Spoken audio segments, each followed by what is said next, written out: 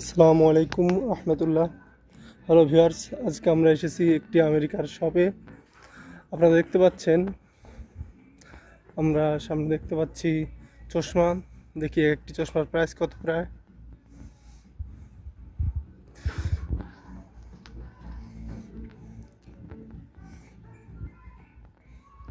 এই যে এখানে দেখতে পাচ্ছেন বেবি ডল, পুতুল, গামছা, বেডশিট।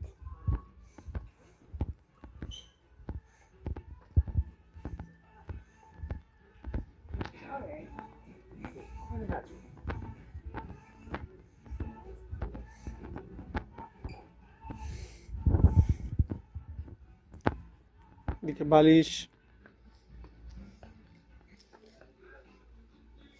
চেয়ার,